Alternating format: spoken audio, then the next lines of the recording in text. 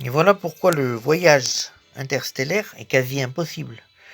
Parce que, regardez, la plus proche étoile, elle est à 40 000 milliards de kilomètres, c'est-à-dire 40 000 heures, soit 4 années-lumière. Il lui faut 4 ans à la lumière pour aller du Soleil à Proxima Centauri, qui est l'étoile la plus proche. 4 ans. Alors que dans notre galaxie, je répète qu'il y a 100 milliards, 100 à 200 milliards d'étoiles, et il y a maintenant, on le sait depuis Hubble, on le sait, il y a 1000 milliards, plus de 1000 milliards de galaxies, 2000 milliards de galaxies. Donc 10 puissance 24 étoiles. 10 puissance 23, 24 étoiles, il faut que je vérifie. Donc c'est impossible, il y a plus d'étoiles que de grains de sable sur les plages de toute la Terre, largement maintenant, on le sait. Donc voilà, on ne pourra jamais, nous, déjà voyager à la vitesse de la lumière, c'est impossible. On voyage à 20 000 km/h maximum, 30 000, 50 000, 100 000 km/h. Mais on ne pourra jamais voyager à une vitesse de 1 milliard de km/h, ou même 100 millions de km/h, le dixième de la vitesse, déjà une vitesse quasi relativiste, ça serait déjà énorme. Et on ne le fait pas.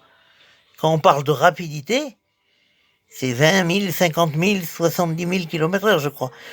Les 70 000, 80 000, on dit qu'on va très vite. Et encore avec des effets de fronde gravitationnelle et avec la propulsion chimique, on ne pourra jamais, jamais, absolument jamais penser à de l'intergalactique. Avec la voile solaire, on peut penser à atteindre 10% de la vitesse de la lumière, oui. Mais 10% de la vitesse de la lumière, il faudrait quand même 40 ans pour arriver sur Proxima du Centaure. 40 ans, c'est-à-dire que la voile solaire, il lui faudrait 30 secondes pour traverser le champ du Soleil, là, à proximité, c'est-à-dire les 1 400 000 km de diamètre qu'il a. Donc les voyages interstellaires sont impossibles, parce que la vitesse de la lumière est indépassable. Donc à moins de passer dans des systèmes comme la métrique d'Alcubierre, mais qui sont pratiquement impossibles en pratique, qui sont faciles à théoriser d'une manière mathématique, ce que je ne vais pas faire. Moi j'aime bien expliquer simplement les choses, même si j'avoue que sans mathématiques on n'arrive pas à comprendre grand chose, mais au moins au niveau des distances on arrive à se faire une idée.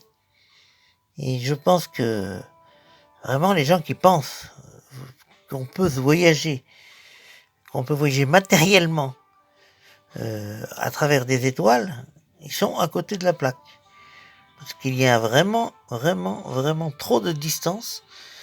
Et même s'il y a une civilisation consciente, à peu près par galaxie, il faut savoir que pour rien que notre petite galaxie, parmi 200 millions de galaxies, 200 milliards, pardon, de 2000 milliards de galaxies, parmi 2000 milliards de galaxies, on a une galaxie, la nôtre, c'est la Voie lactée, et il faut 100 000 ans pour la traverser, 100 000 années-lumière, 100 000 ans, vous vous rendez compte?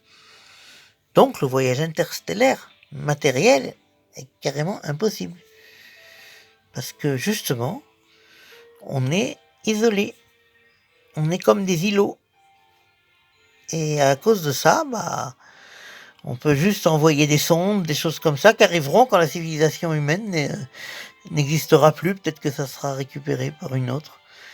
Mais on n'existera plus depuis longtemps. Voilà. Parce qu'il suffit pas que des civilisations soient intelligentes, existent dans un lieu, mais il faut qu'elles soient aussi dans un temps donné. Il faut qu'elles soient aussi contemporaines. Sinon, on va toujours croire qu'on est seul. C'est parce qu'entre Drake et Fermi, moi, je prends plutôt le parti de Drake.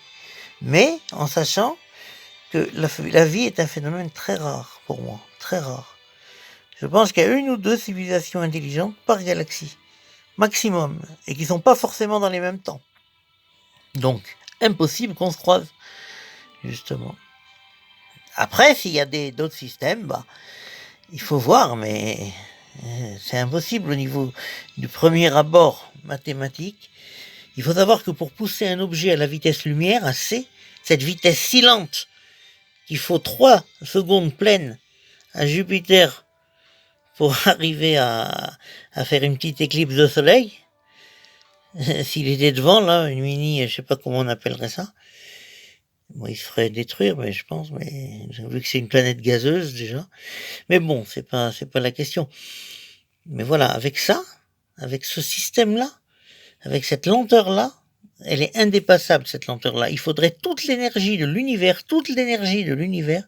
pour arriver à pousser un atome, un des 10 puissance 80 atomes qui existent dans l'univers à peu près, il faut pour le pousser à la vitesse lumière. On peut pas lancer quelque chose de pondérable à la vitesse lumière. Il faut une énergie infinie. Et au-delà de tout ça, la relativité, tout ça, donc ça rend complètement impossible. Voilà, Jupiter s'est cassé la gueule. C'est pas grave, il reste la Terre. Regardez la Terre par rapport au Soleil. Imaginez cette Terre. Voilà. Cette Terre par rapport au Soleil, elle est absolument ridicule. Et pourtant, les 10 milliards bientôt d'humains sont là-dessus. 8 ou 10 milliards sont là-dessus. Voilà. Et la Lune, c'est encore 4 fois plus petit en diamètre. C'est impressionnant. C'est pour montrer qu'on est vraiment isolé. Et il n'est pas question de pouvoir voyager avec de la propulsion chimique. C'est complètement aberrant de penser qu'avec de la propulsion chimique, on peut arriver à une autre étoile. C'est impossible. Avec la propulsion chimique, les sondes Voyageur 1 et 2, elles n'ont même pas quitté l'héliosphère, la zone à peine maintenant, elles ont quitté à peine l'héliosphère, pas complètement, mais on va dire qu'elles sont dans l'espace intersidéral après 45 ans. Après 45 ans. Voilà. Et même à la vitesse de la lumière, 45 années-lumière, c'est rien.